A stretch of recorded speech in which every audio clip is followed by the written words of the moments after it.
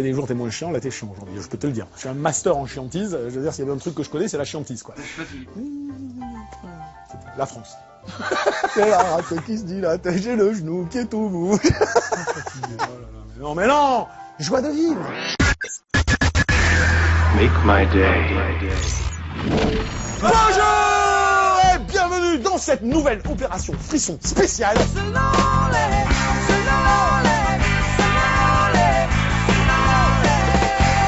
Non, en fait, ça me déprime déjà, alors à plutôt faire une spéciale. Emmenez-moi au bout de la terre, emmenez-moi au pays des merveilles.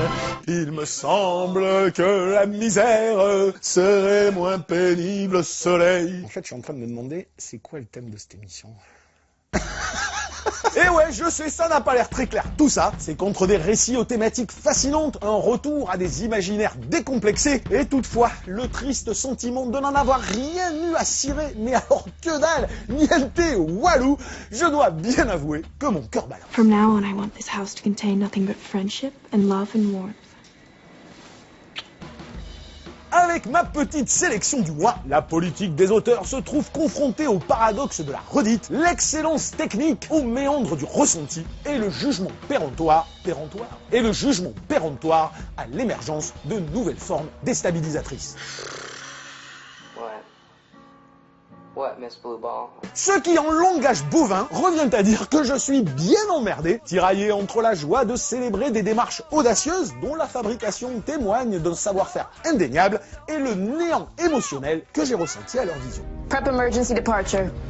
We're scrubbed, that's an order. Bon, j'entends déjà les trois zouaves du premier rang qui me diront « c'est con pour toi » ou « on s'en fout de ce que tu ressens » ou l'insupportable « bah tu sais les goûts et les couleurs » qui mériterait une bonne grosse paire de baffes en pleine poire. Ça marche pas parce que tu dis une bonne paire de baffes en montrant ton... Alors à un moment donné, il faut être raccord, ok? Tu mets des baffes, tu les mets comme ça. Si tu mets ça, tu mets des marrons. D'accord. Non mais, consistance, cohérence, consistance créative, c'est ça, voilà, il faut qu'on croit dans l'univers ici, là. À Voilà. un moment donné... Oui mais... Ce qui est intéressant au cinéma, c'est l'art du mensonge aussi, c'est que tu dis un truc, mais tu montres autre chose. Contraste. On la garde, on la garde. Elle est bonne. C'est parfait. Théoriquement, ces concepts, c'est génial. I feel like I got to some of the more important questions, and not the answers, but definitely things that just kept me up at night. Go on. Mais bien qu'il soit toujours indispensable de dissocier la fabrication d'un film de son ressenti, après tout je suis fan de Steven Seagal, ce qui veut tout dire, il est des cas où creuser son inexplicable vide émotionnel à l'aune d'œuvres que son cerveau valorise produit des remises en question salutaires. Elles ne seront pas forcément comprises, mais bon, c'est quand même le privilège de cette émission que de lancer des débats sans apporter des réponses toujours catégoriques. What's going on? Oh, someone's in there chonies. Bref, amenez-nous au pays des merveilles, comme dirait l'autre, mais ça ne nous empêchera pas forcément de nous sentir bien seuls. Comme d'habitude, nous allons donc commencer par un film beau, très beau même, tellement beau d'ailleurs qu'on se sent très con à le trouver chiant, et qui correspond donc parfaitement à ce que je viens de dire.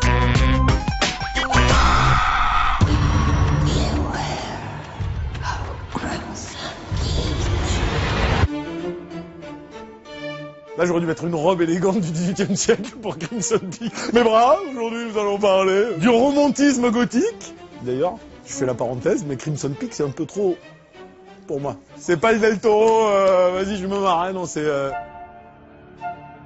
Would you be mine? Attention, sonnez les trompettes, car on attaque cette émission avec une magnifique séance d'autoflagellation. Et ouais, mes braves, vous pouvez préparer le fouet, le bûcher, la chaise électrique, voire aiguiser des scalpels en vue d'une séance barbare de mutilation de mes coronesses, car honte à moi, je ne vais pas célébrer Crimson Peak, le dernier film du pourtant génial et attachant Del Toro, comme d'aucuns auraient pu s'y attendre. Ça fait des années dans cette émission qu'on parle toujours de dissocier le ressenti de la fabrication, et c'est ça aussi qui est important. Tu peux ne pas aimer Mad Max. C'est difficilement concevable, mais tu peux. Des gens ont le droit de ne pas aimer Mad Max parce qu'ils s'ennuient, parce que ça les intéresse pas, parce que le sujet les intéresse pas. Le mec qui va te dire, j'aime pas Mad Max, mais c'est filmé de la merde, c'est joué de la merde, là, t'as envie de lui dire, oh là, Va des rétros, Satanas. Tu ne sais pas de quoi tu parles. Donc moi, le problème que j'ai avec Crimson Peak, il est là. Bon, je sais, il y a des choses qu'il faut aimer dans la vie, qu'on vous intime absolument d'aimer avant même de savoir si vous les aimez, au point de vous cracher à la gueule si vous ne les aimez pas, même quand vous les aimez moyen. Donc forcément, j'ai dû fumer trop de moquettes, j'ai dû contracter Alzheimer, je suis un abruti congénital, mais mon ressenti est là, même si ça me fait mal au cœur. Crimson Peak, ça m'en touche une, sans bouger l'autre. Je suis très emmerdé.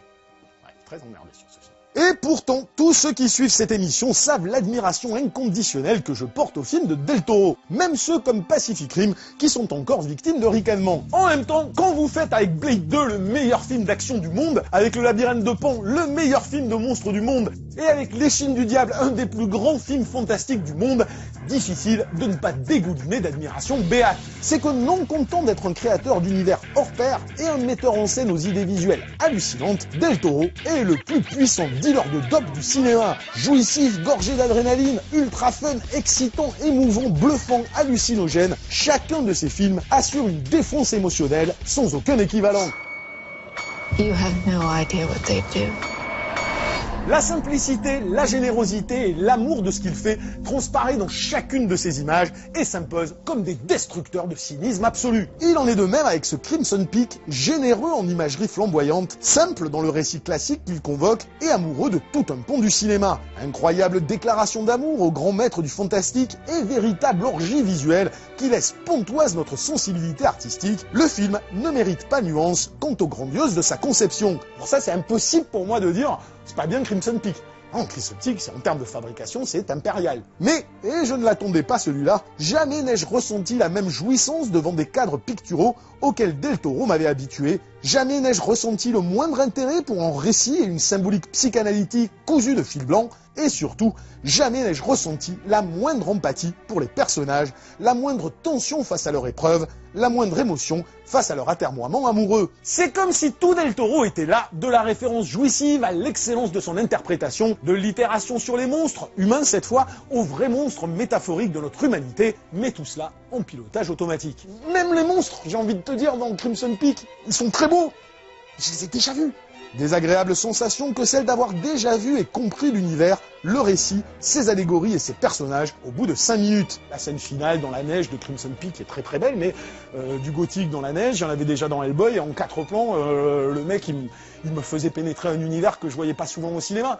Bien sûr, la thématique est dictée cette fois, et les symboles qui la sous-tendent visuellement sont consistants et cohérents avec les obsessions de son auteur, mais L'Échine du Diable et Le Labyrinthe de Pan ont donné déjà des interprétations plus riches, plus intenses, plus complexes. Je ne crois pas à l'autocitation chez Del Toro, et ce serait mal connaître le bonhomme que d'imaginer qu'il se gargarise des tartuffes qui célèbrent son œuvre. Mais peut-être, et c'est bien la seule réponse que j'ai pu trouver au pourquoi de mon désintérêt, peut-être que la profession de foi de Del Toro sur ce film n'a-t-elle jamais dépassé l'envie de l'exercice de style référentiel. C'est comme si le récit et les personnages n'étaient qu'un vain prétexte pour rendre hommage visuellement au cinéma dont il est amoureux.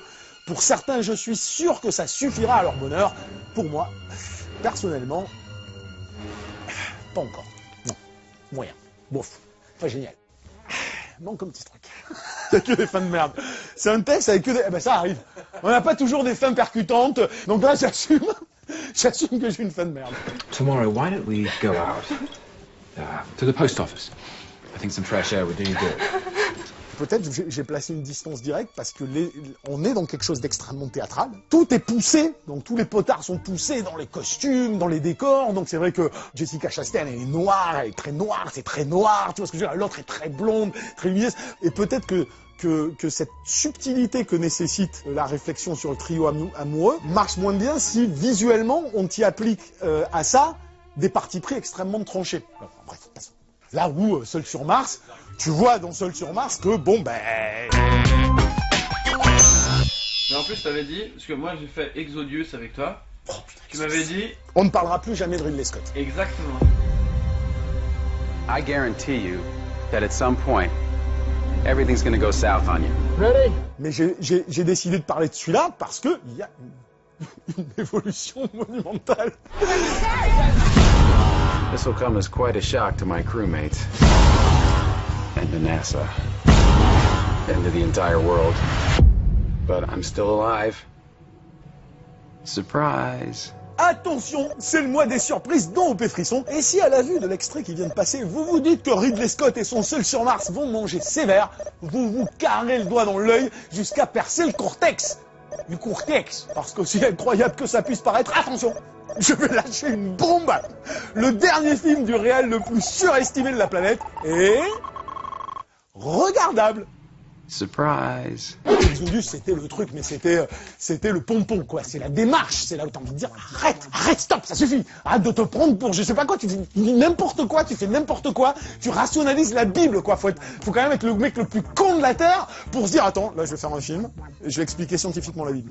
J'ai pas dit bien, j'ai pas dit réussi, j'ai même pas dit captivant, c'est même tout le contraire. J'ai juste dit regardable, ce qui est quand même une putain de révolution, quand on sait que ces 10 derniers films, et encore, je suis gentil, ne pouvaient se laisser regarder plus de 10 secondes sans avoir envie de se pendre. Parce que c'est Exodus, c'est Prometheus, c'est G.I. Jane, c'est 1492, c'est une bonne année. Il y en a 350 des bouses, quand même. Je le dis à chaque fois, hein. Mais c'est toujours bon de le rappeler. Alors rien que pour cet événement extraordinaire dans l'histoire du 7e art, fallait bien qu'on en parle. Tu aimes les sketchs de Matt Damon dans le Saturday Night Live? Tu kiffes Cosmos 1999 avec du filtre rouge? Mais ce que tu adores surtout, c'est le disco. ABBA, Gloria Gaynor, Donna Summer, tout ça. Alors tu vas trouver Seul sur Mars absolument génial, même si ça n'a rien à voir avec le titre. Je ne suis pas sûr d'ailleurs que Ridley Scott ait vraiment compris le titre de son film, vu que ça changerait pas grand chose si ça se passait dans une station radio du Nevada ou dans un bouge à viner de Ouagadougou. I don't even know what language that is. C'est Matt Damon qui se parle à lui-même, tu vois. Donc il parle à sa caméra. Donc déjà, il est pas seul, puisqu'il nous parle à nous. Donc on a une conversation. Donc à aucun moment, on peut avoir le sentiment qu'il est seul, puisqu'il rigole, il blague. Au bout d'une demi-heure, il contacte les mecs, hein. Donc c'est bon, après ça devient visioconf. Tout, c'est tranquille, il est plus seul. Hein. Tout va bien. Tu te dis, bon, ok, on ne me traite pas mon sujet. Ok. Donc, blague. Et là, il y en a 3. Say goodbye, crew. Goodbye, crew. Everyone's a comedian. Et puis c'est, je vais faire pousser des patates avec mon caca. Blague. Et puis alors je mange que des patates. Alors, les blagues sur les patates. Puis alors après il compte les patates. Et puis il découvre le disque dur de la copine qui était là avant, et la copine elle aimait que de la disco. Alors il écoute de la disco. Oh c'est chiant la disco. Puis on peut mettre la disco, puis on réclamer tout le film. C'est ça. C'est ça, Seul sur Mars. C'est Matt Damon qui écoute de la disco en te racontant de la merde à la caméra. Yeah. Dites donc, une telle profession de foi, ça méritait bien un film de 2h20. Ouais. Qui se passe sur Mars avec plein de money shots épiques et des stars à gogo, surtout après avoir tâté de la Bible dans Exodus, de la géopolitique dans Cartel et des origines de l'univers dans Prometheus. Eh ben ouais mec. Eh ben ouais mec. C'est quoi? Tout le monde, c'est quoi? Eh ben ouais. Et en plus ça cartonne. Eh ben ouais mec. Et en plus ça cartonne. Et en plus tout le monde trouve ça cool. Ah putain. Matt Damon, il est seul sur Mars, il fait des blagues. C'est génial. Ah là là, ça fait longtemps que j'avais pas vu un truc aussi. Oh, ça m'a... blow my mind, quoi. C'est le mec, quoi. Non, mais t'as compris le concept? Charlot, quoi. Escroc! J'ai envie de te dire, genre, j'aurais jamais cru dire cette phrase, mais dans les Gardiens de la Galaxie, au moins, c'est cohérent, tu vois ce que je veux dire? C'est vrai qu'après tout, faire pousser des patates dans l'espace grâce à son caca, raconter des conneries quand on sait qu'on va crever d'une seconde à l'autre, ou chanter un tube de chic en soudant des boulons, c'est top rigolo! Moi, ça me rappelle les vidéos de bricolage de Alain Chabat, mais ça fait quand même cher et pompeux le contraste. Et puis ça fait du bruit, les blagues et le disco quand on est seul sur Mars. Ça permet d'éviter de se sentir seul, dans un film qui s'appelle Seul sur Mars, pour que le spectateur ne sente surtout pas que le mec qui lui parle est seul sur Mars. Moi, perso, j'aurais appelé ça Shake ton booty sur Mars, ça aurait le mérite d'être plus clair.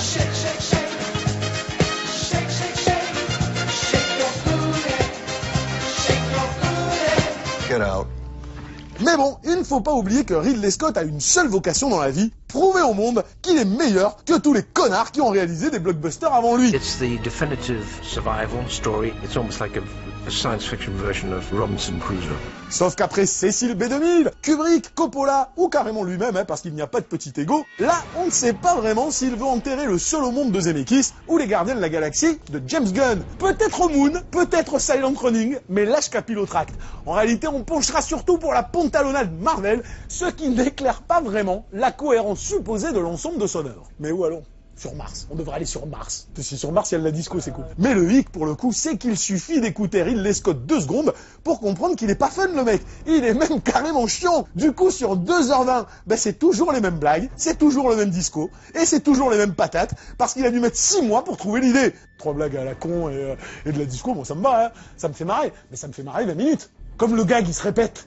inlassablement, et qu'il n'y en a pas d'autres, et que ça n'a rien d'autre à raconter, ça ne raconte rien. Et c'est pas parce que, au bout de 2h15, on va te montrer la tête de Matt Damon, qui est excellent au demeurant, c'est un bon acteur, moi en plus il est attachant ce mec, et puis à mon avis, il verse sa petite larme, là genre, je relâche, tu vois, toute la pression que j'avais. Tu me dis, tu vas pas me la faire, tu vas pas me la faire après 2 heures à m'avoir fait, pouet, tralala, je m'en bats les couilles, c'est n'importe quoi. Et là tout d'un coup, attends, non mais si, j'ai fait le truc, il pleure là, 5 secondes.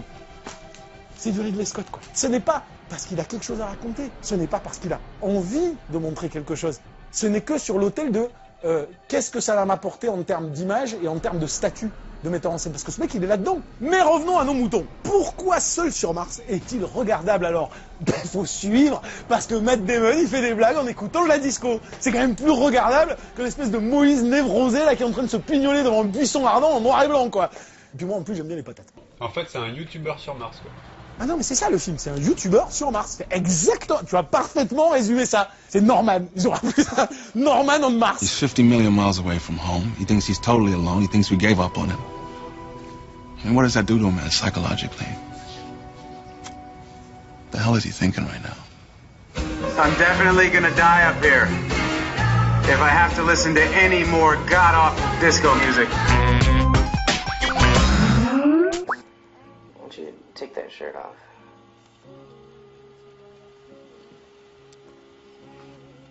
Make me.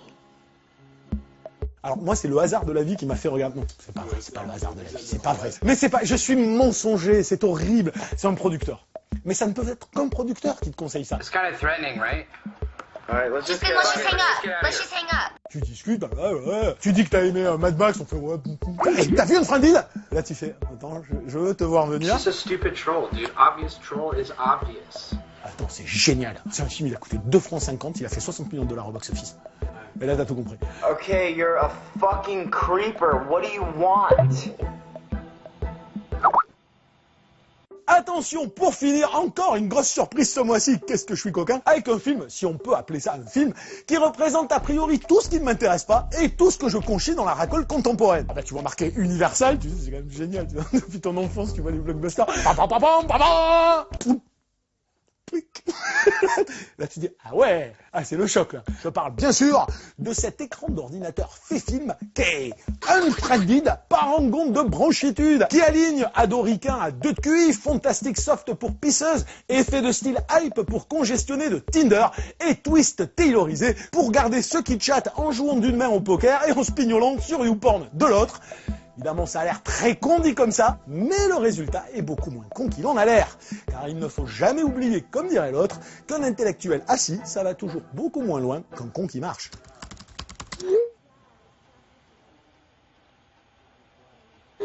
L'intelligence d'avoir fait un truc en Skype où tout le monde est sur son ordinateur, donc peut véhiculer des informations que l'autre ne verra pas, traduit la même réflexion que sur le hors-champ au cinéma, où ce que tu ne vois pas à l'image n'existe pas fondamentalement. Ou alors, ce que tu as présupposé entre 2 images va faire que ton interprétation de la seconde image ne sera pas comme la première. Ben là, c'est pareil, mais avec des outils différents. Opportuniste, faussement malin, ultra concept et j'en passe, Unfriended n'avait pas besoin d'être vu, que son seul projet, sa seule cible, voire sa seule ambition, suscitait déjà l'ire des cerbères institutionnalisés du cinéma de papa. I'm a fucking gun, you hear me? What the fuck? Mais comment leur en vouloir quand on n'a plus soi-même la curiosité de se farcir Paranormal Activity 5 ou n'importe quelle série Z à base de fan footage et surtout que les qualificatifs suscités sont absolument justes. Alors on pourra toujours contester le fait d'aller au cinéma, payer sa place, s'asseoir dans un grand écran et voir un écran d'ordinateur pendant 1h30. Je peux comprendre. Alors oui, Unfriended, c'est du concept, c'est opportuniste et c'est malin. En tout cas du point de vue des producteurs qui ont tout pigé puisque la chose coûte 2,50 balles et en rapporte 1000 fois plus. Oh my god, Jess! Avec des jumps et une histoire de fantôme, genre à la souviens-toi l'été dernier, je me suis dit, bon, il y a tout pour que j'ai envie de régurgiter rien qu'au bout de 3 secondes. Et c'est tout le contraire qui se produit. Hey Mitch, who's your buddy? What? Who's your buddy? Tout le film est ultra captivant de la première à la dernière minute. Alors moi forcément putain pourquoi? Mais ce n'est pas parce que le parti pris est un ordinateur immobile pendant 1h30 que pour cette seule raison, la mécanique de narration, la mise en scène, car mise en scène il y a, et les émotions contrastées qu'elle véhicule devraient être balayées du revers de la main. Au contraire, c'est bien cette mise en scène, entre guillemets, totalement inédite au cinoche et uniquement elle, qui devrait susciter l'intérêt à défaut de l'adhésion. Là où beaucoup n'ont retenu que la nullité des acteurs, et c'est peu dire, l'inanité de l'intrigue, qu'on a déjà vu 1000 fois, et encore une fois la pauvreté apparente de la fabrication, on peut aussi y découvrir une réelle intelligence rythmique, une compréhension profonde de la valeur et des effets du hors-champ, mais surtout une vraie réflexion sur les sentiments cachés, le ressenti ambigu et l'incroyable puissance narrative inhérente aux éléments informatiques utilisés.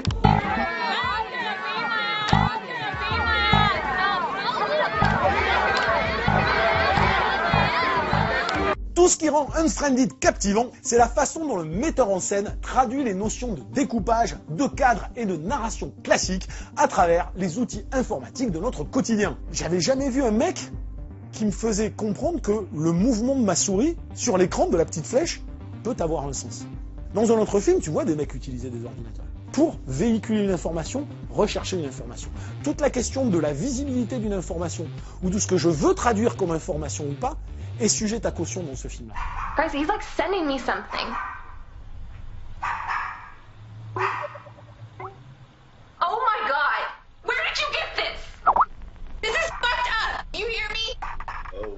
Val? Bruiser, shut up! Calm down, Val. No, I can't calm down. This is messed up. I told you not to Snapchat your boobs.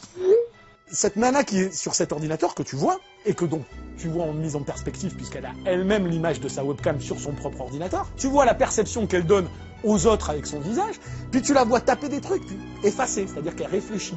L'acte de faire te montre l'évolution de sa pensée. La voir aller vers une fenêtre, non, puis finalement je fais pas, je vais aller faire ça. Il y a tout un jeu sur la signification psychologique d'une arborescence et tout ce que ça implique sur le secret, sur la rumeur, sur la sociologie, dans le rapport entre le champ et le hors-champ, ce qui à travers un réseau social se dit, ne se dit pas, s'affiche ça. Mais la façon dont il l'amène en te captivant, et je pense que c'est ça qui marche à mort dans le film, c'est qu'il a compris qu'avec une fléchette de souris, des fenêtres, de webcam, il avait les mêmes moyens qu'au cinéma pour raconter une histoire. Can I just be honest? I don't like Val. Nobody likes Val. Can I just be honest? I don't like her. The only person that likes Val is It's Val. Val. Yeah. You just get me, Jess. Hi, Val. Hey Val. La multiplication de l'arborescence sert de découpage, le chat est un gros plan, une intimité, le Skype est le plan large et le visage social. En utilisant les fenêtres de ces logiciels comme des caméras au focus différents, en jouant des mouvements de souris comme une table de montage qui rythme sa temporalité, mais surtout en ayant une conscience absolue des informations distillées et des présomptions nées du hors-champ, en l'occurrence les ordinateurs des autres personnages, non seulement le bougre fait l'air de rien du cinéma en temps réel, mais surtout en maîtrisant tout ce qui signifie d'un point de vue psychologique la mécanique de ces outils de réseaux sociaux. De film opportuniste et qualifié de racoleur, on en arrive à une charge sévère, non pas sur les réseaux sociaux, mais sur nos bassesses humaines que ces mêmes réseaux se contentent d'amplifier. Le film, il y a plusieurs niveaux de lecture, c'est ça que je trouve fort. Toi, par rapport à ton voyeurisme et ce que tu fais, ces personnages valorisés comme des ados cool d'aujourd'hui, qui sont dans un rapport aux réseaux sociaux, qui va les fucker les uns à la suite des autres, c'est une charge vénère. J'ai été bluffé, parce que je me suis dit, le mec, il me raconte une vraie histoire, avec des mécaniques qu'on connaît dans le cinéma, de découpage, de gestion du rythme, de dramaturgie, tout ça, en temps réel, avec des fenêtres, sur un ordinateur. Là, j'en dis rien que ça, c'est la classe, quand même. Alors oui, les acteurs sont nuls, l'intrigue bouseuse, mais un film qui réussit en 1h30 chrono à défoncer toutes les raisons inhérentes à sa fabrication en te faisant comprendre que tu restes scotché parce que tu pénètres une intimité comme le gros bâtard voyeuriste que tu es, j'appellerais presque ça un tour de force. That's finally the reaction I was looking for. 2, 4, 6, 8, who do we appreciate your... Non mais il y a un truc rassurant.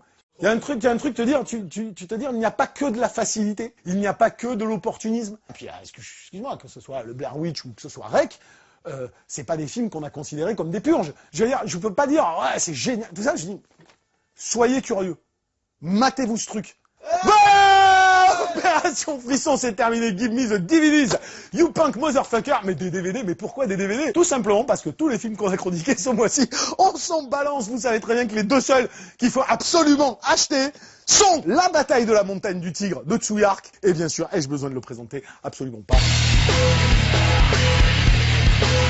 Voilà. Sur ce, je vous dis rendez-vous au mois prochain. Je vous laisse avec Georges Brassens qui a quelque chose de très important. Le temps ne fait rien à l'affaire. Quand on est con, on est con.